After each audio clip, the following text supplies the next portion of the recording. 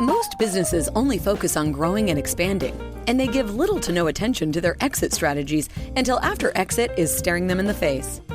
Learn here at Boosting Business Value, brought to you by Blue Sky Business Resources.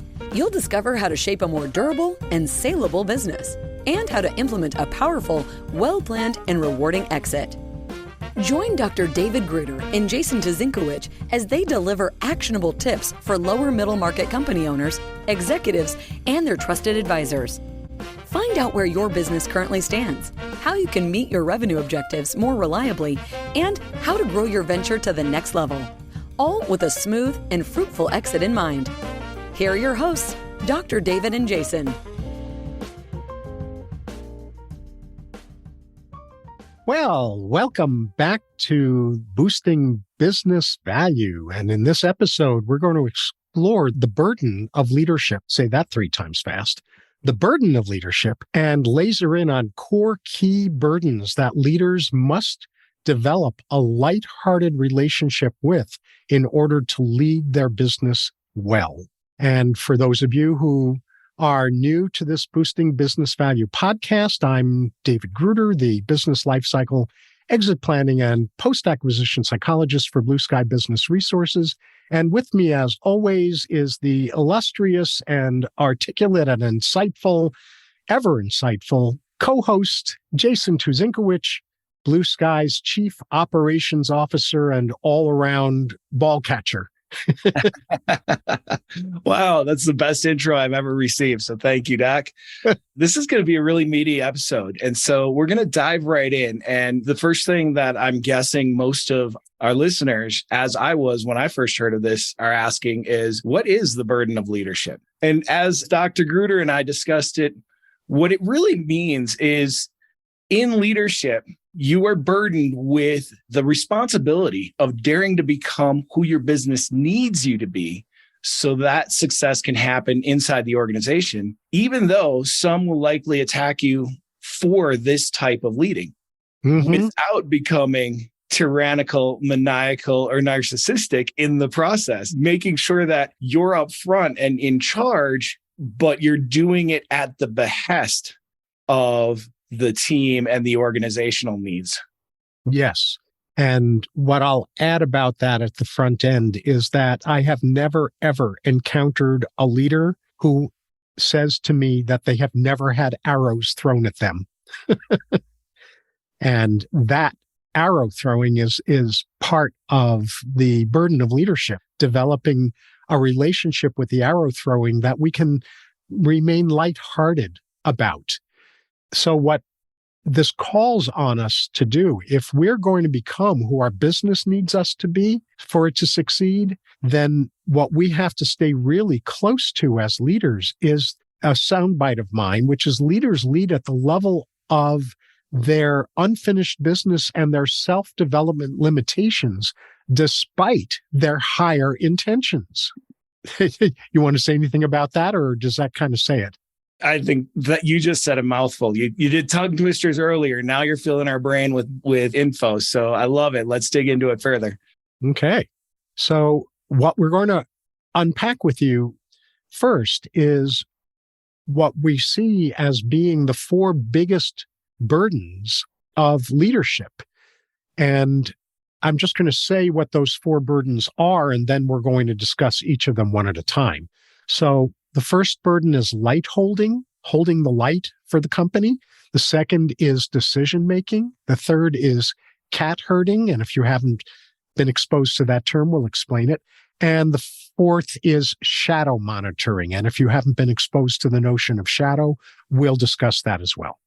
This is great. And as we talk about a lot in this podcast, once you can name these esoteric things that are weighing you down and you can describe what that name means, it gives you a level of freedom to embrace, capture, and overcome these burdens in a way that you can't when they're just nebulous gray things nagging at your ability to perform at your best. So I love this structure. I'm excited to get into it. And I'll start with the first one you mentioned, light holding. Yeah, do it. And what light holding is really all about is leading with compassion, embodying the culture that you want your organization to have, and upholding core values. It's about building a great team and then facilitating their success. A great leader is not the one who's always got their sleeves rolled up, head down in the trenches. Sometimes you have to do that. But a great leader is also the one who's looking up for opportunities to build a team around them that everyone can bring their best self to the task at hand. And then the other part of this light holding is the personal example and integrity. And that's modeling transparency, modeling personal accountability, and embracing personal positive growth, which means sometimes sharing with your team and being vulnerable to the team that, hey, you know what? I really messed that one up. That one's on me. Here's what I learned from it. And here's how we're going to make sure that that doesn't happen again. And all of these pieces of the light holding are the pieces that a leader needs to infuse all of these characteristics, the culture, the core values, the integrity, transparency, and accountability, and good heads up, on a swivel, team building, and delegation. It's the leader that's going to infuse those things into the organization and push it down from the top desk all the way to the frontline staff. Without that light holding, the team doesn't have any guidance to follow. So well said. And tied in with that light holding that you just described is a leader's relationship with decision making. There are basically, I'll oversimplify this a little bit just for the sake of this being a limited podcast episode duration or length, that there are basically two types of decisions. There are collaborative decisions where a group comes to a decision together, and there are executive decisions where a leader makes the decision on behalf of their team or on behalf of their division or on behalf of their company. And so the burden of decision making is essentially, well, part of it, the burden is knowing when to do which, when to select collaborative decision making around a specific thing that a decision needs to be made about, or to do executive decision making. And if you're doing collaborative decision making, if that's the right match for the decision that needs to be made, then it's crucial that you as the leader assemble the right collaborators and facilitate them well, facilitate them in ways that lead to collaborative decisions rather than gridlock and polarization and divisiveness and siloed thinking and all of that nonsense.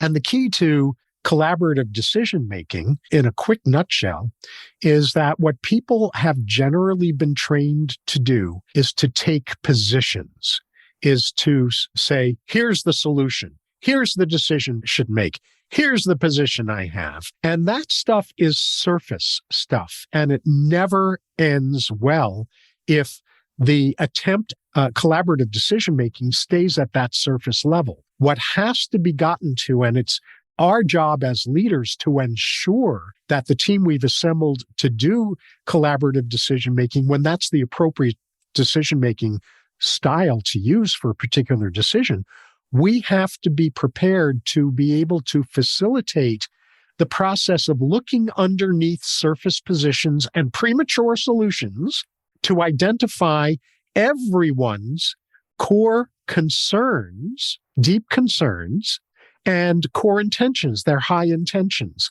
Because when you've assembled the right group to do the collaborative decision-making together, and you help the group get everyone's deep concerns and high intentions out on the table related to that decision, you then have a holistic, complete picture out of which you can make a collaborative decision. The group can make a decision that takes into account all of the deep concerns and high intentions that are on the table related to that decision. That kind of facilitation skill is, in my experience, generally not taught in leadership training. And it is a crucial leadership skill along with or inside of the overarching leadership skill with this particular burden, having to do with deciding when a collaborative decision-making process is what's called for and when an executive decision is what's called for. So I'm just going to unpack one last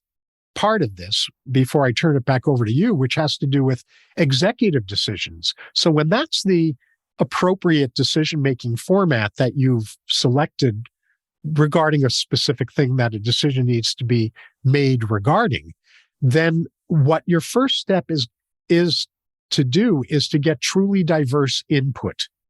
And when you're collecting input, you don't have to, nor should you ever, take a position. All you're doing is listening. You're making an executive decision. So you're going to decide what portions of the input you get you're going to utilize and what parts you're not going to utilize. You don't have to tell them about that because you're making an executive decision. So in that first step into executive decision making, all you're doing is getting truly diverse input. You're just listening. You're not debating. You're not poking holes. You're not criticizing. You're not judging. You're not supporting either. You're just gathering diverse perspectives regarding the decision or related to that decision. Once you've done that, then you get to discover a decision or a solution that hopefully is one that no one that you've consulted with, none of these diverse sources of input have advocated, that they're unlikely to see because each of those diverse sources looks at the decision, looks at the situation through their particular lens, their particular temperament, which is great. But because they're looking at it through a particular lens, they're not going to come up with an integrated decision that you're going to be coming up with. So you're going to be discovering a decision or solution that no one else is likely to see, and yet accounts for all of the diverse input that you've gotten. And I refer to that as the wisdom of James T. Kirk. For those of you who are Star Trek buffs, this is a Star Trek reference, but if you're not a Star Trek buff, don't worry, because I'm going to describe this in ways that make sense regardless of whether Star Trek is or isn't your thing. The way that the captain of the original Enterprise in Star Trek made decisions is that he consulted 2 or 3 of his top leaders. He consulted his chief science officer, who was his second in command. For those of you who are Trekkies, that was Spock. He consulted his chief medical officer for the people side of things. That was Dr. McCoy, Bones. And he oftentimes also consulted his chief engineer, Scotty. And each of those 3 people had vastly different perspectives on the issue at hand that he needed to make an executive decision about. And every time he would come up with a solution that none of the 3 of them suggested, and yet that incorporated grains of, or kernels of, or pebbles or boulders of each of their perspectives. And that to me is high-level executive decision-making. Did I articulate that okay, Jason, before I go on to the last part of executive decision-making? Yeah, I think even for those of us who don't watch Star Trek, we get it. You did a great job. Thank you. Awesome. And then once we've made our executive decision, our job is to communicate it well and to allow expressions of discomfort. So I'll touch on the communicate it well part, and then I'll talk about allowing expressions of discomfort. So in communicating it well, what is necessary is you're never justifying a decision as a leader, but you are illuminating your decisions as a leader. So this is not about justifying. It's first of all about disclosing what your concerns and intentions are related to the decision. Even before you say what the decision was, just conveying, here are the concerns and intentions that I have and that I heard from the people that I consulted with before coming to this decision. The second is for you to provide rationale. So you describe your process of arriving at a decision that honors the concerns and intentions that you've described, in addition to the decision aligning with your company's vision, mission, and values and guiding principles. So you lay that out. You don't leave it to the people you're communicating this decision to figure that out for you. That's your burden as a leader. It's on your shoulders to convey that rationale. And again, rationale is illumination. It is not justification. And with that rationale comes the decision that you've arrived at. And then you're going to adopt a compassionate stance as you listen to people's reactions. You're not likely to change your mind. That might happen based on people's reactions. I'm making up numbers here, but like 1 out of 10 times. What I'm trying to convey there is that you might change your decision based on new information you get when you're listening to people's reactions, a very small fraction of the time that you've made an executive decision. It still might happen sometimes, but mostly not. Your job after you've conveyed, after you've illuminated the need, the concerns and the intentions and your rationale and the decision you arrived at is to just maintain compassion as you listen to and honor the discomfort that some of the people you're expressing your executive decision to have. And if you maintain that kind of lightheartedness and compassion, whatever arrows come at you because of the decision you've made will just slide off your back. You're not going to get poisoned. You're not going to get hit by the arrows that come your way from some of the people who have their own authority issues, and we'll get into that later, where they feel like they need to attack people in authority. So you're conveying what the need was, your rationale for the decision and what the decision was, and then you are not rebutting people's concerns or discomfort. You're just showing up for their discomfort so that people know you have received them, you've heard them, and that you are sticking to your decision, again, except in those unusual situations where you actually hear crucial information you didn't hear while you were doing information gathering that might occasionally cause you to change your executive decision. Brilliant. And I just want to piggyback on this decision-making thing because, the vast majority of what great leaders do is make decisions, right? And so one thing that is required in order for that communication and compassion piece to really work for you is to remember that you are not your decision. And when somebody doesn't like the decision that you've made, it doesn't mean they don't like you. That's an important piece to keep in mind. And then the other piece where you started. I'm glad you added that. Go to the other piece. Thank you. And the other piece where Dr. Gruder started with all of this was know when to do which. We've all had the leader that loves to make executive decisions unless they know that the decision that has to be made is going to make people unhappy. And then they want to collaborate. That is not the right use case. One of the things to consider in executive decision-making is time. If time is of the essence, then it's almost always going to have to be an executive decision because collaboration takes a lot more time. The other piece is in collaboration, if the executive doesn't have the capacity to gain full perspective, full understanding, and the diversity and scope of the decision that's being made, that's the most common appropriate time to bring in experts and stakeholders from other places so that the decision-making body can have full perspective and understanding of not only the decision, but the consequences of the decision that's going to be made. And then the only other time that I think collaborative decision-making is requisite. Now, there are other times where it can be helpful, but when it's requisite is when there are key stakeholders that need to have a sense of ownership of the decision before they'll be able to champion it.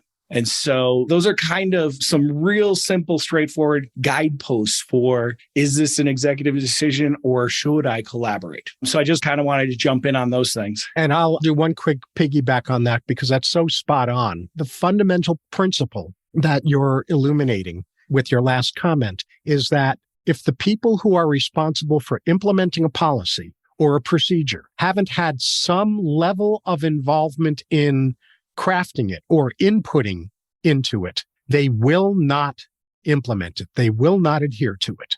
Yep. And you can still make executive decisions that fit that case as long as you're communicating effectively. You're listening well when you're gathering input and you're communicating your decision well when you're passing it on. But you have to have as you're thinking about, is this my decision or is this our decision? Thinking about capacity to achieve the expectations of successful decision-making is a big part of determining how and which mechanism do we make that decision. So all of that said, we spent a lot of time on decision making, but this is a big deal. This is what 98% plus of a leader's job. So it's worth spending some time. But let's move on to burden number 3, which you eloquently named cat herding. And I love cat herding. It's one of my favorite things to do. We see it in every organization and it's important, but cat herding isn't what it sounds like in effective leadership. It's not just chasing these feral creatures around and hoping you can get them where you want them to go, but usually not. Cat herding is about 3 different things. And the first one is being the collaboration thermostat. And what that means is taking attention to or paying attention to the temperament in the individuals and the organization. If they're running inappropriately hot, whether that's anger, whether that's enthusiasm that causes them to get over their skis, or whether it's something else, if they're running inappropriately hot, then as a leader, you got to cool them down. You got to bring them back to focus, get them back in balance. And when they're insufficiently engaged, when they're cooling off on a project or they're cooling off the vision of the business, that's when you heat them up. You get them reason to re-engage and give them that emotional incentive to take pride and ownership of the organization and the projects at hand again. And then once you manage temperature, then you got to make sure that you're breaking down barriers, you're avoiding silos, and you're making sure that your organization is a platform as a whole, not a cellular structure where there are walls and divisions between each of the parts. And then monitoring, we talked in the light bearing about leading by example, about driving the core values and the personal growth and all of those things down. But in this cat herding piece, you're actually looking at best practices and frontline processes and making sure that we're always asking. We talked about Kaizen in a different podcast, but always asking, how do we improve? How do we move the needle? What needs to be updated? And making sure that the team is updating best practice always, and implementation and process and all of those things. So from that comes personnel development. As you're upgrading your process, as you're improving best practice, as you're raising the bar in quality for your organization, it's important to do the exact same thing for your staff. Make sure that as you're innovating, growing, and diversifying, that you're bringing your team along. You don't make your team obsolete through your raising of standards, expectations, and technical know-how. You're bringing your team along so that they're always the experts in what you do as an organization, and paying specific attention to not just developing skills, but developing mindsets, developing good habits, and elevating the alignment of your team behind your organizational vision. And then there's the part we all love to talk about within cat herding, which is dealing with those egos and those challenging individuals. And I have empathy because I am a challenging individual. I like to break things. I like to ask why. I like to challenge the status quo. And so when I had actual jobs as an employee, I was deemed tedious by many of my managers. I was well-meaning, I was well-intentioned, I was committed to the work that we were doing, but I was always trying to break things so that we could build them better. That's a challenging, difficult person in your team. Then you've got the contrarians, you've got the people that just like to cause trouble or will never be satisfied with their work, with their job, with the team around them. And as a leader, you've got to figure out which one's which, and you've got to learn how to mitigate the challenging impacts, bring out their best self in the workplace, or invite them to practice their talents someplace they might be happier. And this piece of leadership takes a lot more time than any of us want to spend on this. It takes a lot more energy to do well than most of the things that you will do as a leader, because the energy is twice as burdensome, because it's not only hard effort, but it's hard ego work at the same time. You're being beat up as you're trying to lift up. And so this is doubly hard work, and it's the work we don't like to do. But turning a difficult team member into a leading asset is very powerful for the organizations. And when I was that difficult person and I was empowered to, okay, go try it out, make some changes, I got stronger and our team got stronger around us because there was this positive energy. There was this Kaizen moving forward and improvement. And so when you can turn a challenging team member into an asset, they're going to be among your most powerful assets. And when you can't, then you've got the other opportunity of kindly, graciously, and generously helping them recognize, hey, you know what? We're not fitting well together. You're not happy. We're not happy in your unhappy presence. Maybe it's time for you to practice your talents out elsewhere. Can I make a couple recommendations of organizations I think you would fit well in? There is a generous and a gracious way to let challenging people go away without giving them a sharp boot in the keister. I'm still a fan of the boot, but good leaders do it in a compassionate and graceful way. And everybody is a bad person when they're in the wrong environment. And so this isn't a judgment about the person as an individual. This is a wrong fit situation. And if you keep that in mind, it's a lot easier to be compassionate and supportive, inviting them to go away. Well said. The thing that I'll add briefly to that is that I have often seen people labeled as difficult people who actually aren't difficult people. There isn't a culture mismatch. There aren't the things going on that should cause a leader to, in a good way that you described so well, disengage the person from the company. Sometimes what's called a difficult person is actually someone who's got a very different perspective or temperament from your own as a leader, and you may not recognize it. And I'm going to do one very quick example of that, which is matchers versus mismatchers. So some people by temperament, they look for the common threads. They look for the common themes among things that various people are saying. And then mismatchers are the ones who will always find the fly in the ointment, what's missing, what's being neglected, what's a problem area that isn't being discussed or sufficiently addressed, or risk factor that's not being sufficiently addressed. And of course, we have all known people who are that type of mismatcher, but who do that in really abrasive ways. That's simply because they don't recognize they're a mismatcher and they don't feel like their mismatching temperament, which is incredibly valuable to have on a team, is welcome on the team. So that's an example of potentially a person who gets labeled as a difficult person who actually isn't a difficult person. We're the difficult person because we don't understand the gold they bring to the team and how to draw out that gold in constructive ways. Beautiful. I love it. Mm-hmm. So let's move into the final burden of leadership that we're touching on in this meaty episode, very meaty episode. And that is shadow monitoring. So what shadow is things about us individually and collectively that we repress, deny, ignore, or unjustifiably justify. We're aware that they're there and they're not helpful, but we justify them anyway. And so there are a number of different types of shadow that need to be monitored in an organization. And I'll just quickly say what they are, and then I'll say just a small amount about each type, because what I'm about to cover is a 5-minute encapsulation of a 2-day training program. So the first are about individual shadow in us as leaders or in our personnel.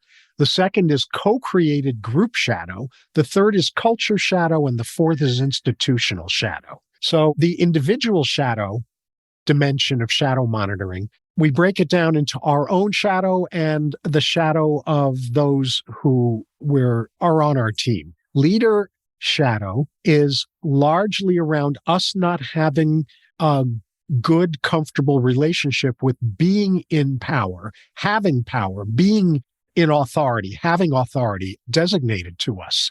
And so some leaders abdicate their leadership. They just try to be likable. They try to be agreeable. That's abdication of leadership. That's a version of authority shadow. Another is a leader who is denial of the gaps, about the gaps that they have in their leadership skills. And the fact that leaders have gaps is never a problem. Denying the gaps is where the big problem is, because if we're denying the gaps we have, we can't ever make decisions about which of those gaps we want to fill, we want to expand our skill set with, and which of our gaps we're going to have other people on our team manage for us, handle for us. So gaps denial is a huge leader authority shadow issue. And the last is something we have all seen, unfortunately, is tyranny, where a leader is power drunk, and that's misuse of authority and power. Follower authority shadow, the authority shadow that you'll see in your team, takes a number of different forms. One form is where you've got people who are constantly deferring to people who are the decision makers, who are in the authority or power or leadership role. They don't speak up. And when they don't speak up, leaders don't get crucial information they needed to have in order to make good executive decisions. So if you've got somebody who's doing self-sovereignty abdication, they're giving up their voice. They're not speaking up when they have something important to contribute to your knowledge so that you can lead and make decisions well. You've got another form of follower authority shadow is the overt arrow throwers, the people who are constantly attacking people who are in authority or power positions because they have unresolved wounds around power abuse that they've sustained in prior jobs or in their family growing up or in their religious affiliations or wherever. I mean, that power abuse can happen anywhere. It's not just in our own original families. Sometimes it's not there. It's elsewhere, like a power drunk teacher who did a lot of abuse, verbal abuse. So people come by their arrow throwing honestly, and arrow throwing should never be tolerated, but it should never be attacked back either, because arrow throwers come by their arrow throwing for really good reasons that deserve compassion, not indulgence, not tolerance, but they do deserve compassion. And then you get the people who are in covert rebellion, where they'll rebel behind the scenes, behind your back. And then you have people who do covert undermining, where they're throwing arrows, but you never really know that the arrows are being thrown at you because they're recruiting other people against you behind your back, which is a little different from rebelling. This is active undermining. Then you've got group co-created shadow. And the most common version of group co-created shadow is something that I refer to as the projection magnet dynamic. And I can explain this very, very simply. In a conflict situation, you will have certain people who have decided so-and-so is the problem, and if only they got their act together, we'd all be fine. So they throw arrows at that person. And oftentimes it's a person in power, or it could be a difficult employee too. That will happen too, where that's who the arrows are thrown at. But you have the arrow throwers, you have the ones who are having the arrows thrown at them, and then you have everyone else who's doing one form or another of collusion, where they're either trying to jump in to be the hero when nobody is asking for a hero, or they're trying to be the peacemaker when nobody has designated them the peacemaker, or they are going and gossiping at the water cooler about all these negative, bad things that are going on, but where they're actually sticking their head in the sand because they're not really doing anything about it, or where you've got triangulators. You've got people who go to someone else. I have the problem. I go to Jason. I tell Jason about the problem that I don't have with Jason. I have with a third party. And I go to Jason to tell them about the problem, not so that I can get input from him about how I can handle that problem with that person in a better way. But instead, I go to Jason to try to recruit him to do my dirty work for me and confront that third party for me. So I feel like you've seen me as the weakest link here. Right. And the thing about the magnets, the ones who receive the arrows, and the arrow throwers and the colluders, is all of them self-identify as victims. Every one of those groups identify themselves as victims, innocent victims. So learning how to recognize when a projection magnet dynamic is in operation and how to intervene in a good way with that is a really important leadership skill that rarely gets taught. And then leaders wonder why their culture is going to HE double hockey sticks in a handbasket. And then the final two forms of shadow, culture shadow, is where it comes up a lot with diversity training, DEI training. And it's where you've got diversity initiatives in your company that some people are resisting, or you have diversity initiatives that are being misused to either reinforce guilt on the part of those who have privilege, who have power, who have the ability to get stuff done or be heard or things like that, or where it's being misused in order to reinforce victim thinking on behalf of target groups, groups that are more disenfranchised and don't have as much power. So that's culture shadow, and it takes both of those shadow forms where the initiatives are either resisted or the initiatives are misused. And then institutional shadow is where you don't have enough diversity in perspectives or temperaments on your leadership team or on your work team, or where you've got institutional shadow because the institution, the entire organization has an attitude of when a blind spot is pointed out, it's just cast aside. We're impervious to input. We're impervious to blind spots being pointed out. Or where there's a punitive attitude about whistleblowing, whistle calling, or where you've got a culture that is coercion oriented or compromise oriented rather than collaboration oriented. So those are the different forms of shadow that leaders have to be aware of, monitor, and know how to intervene with effectively, or designate someone who will do that on their behalf. Brilliant, brilliant. Prior to this conversation, I hadn't heard of shadow monitoring, but it makes a ton of sense. I really appreciate the way you broke that down.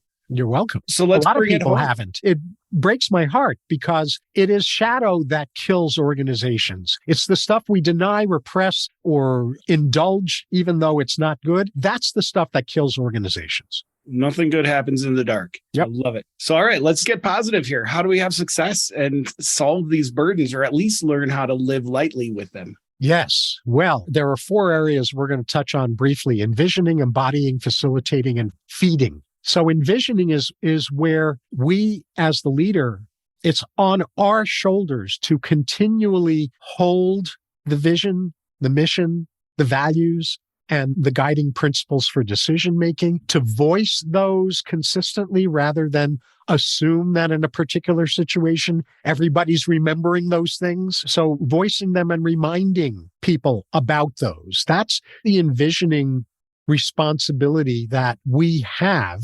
If we do envisioning, that lifts the burden because we won't feel alone in holding that vision and mission and values and guiding principles. We're just reminders. We're not the police. Perfect. Yeah. And the next one is embodiment. It's realizing that leadership it's a responsibility. It's not an award. And really becoming who the organization needs in order to facilitate success within the organization. It's not just carrying the light, but it's shining the light into all the dark corners. It's having the hard conversations. It's being a mentor. It's making good decisions and knowing how good decisions are made and communicating. Embodiment is the responsibility of being the heart, the beating heart and the thinking mind of the organization, so that you can put blood and sensory and knowledge throughout the whole body. Well said. Well said. So the third of the success roadmap dimensions is facilitation. This, again, is another thing that in a lot of leadership programs, it's not taught. Leaders are taught to lead, and the notion that a leader is a facilitator or a midwife or a catalyst is not talked about often enough, let alone the skill sets for effective facilitation being trained, being offered to leaders. So the image that I'll use around facilitation is a musical one, because I'm a recovering musician who, among other things, trained in conducting. And so imagine that you've got an ensemble of extraordinary instrumentalists, people who are really good in their musical instrument, and they need to be helped to make beautiful music together. So in order for there to be a high performing ensemble, you have to have really talented people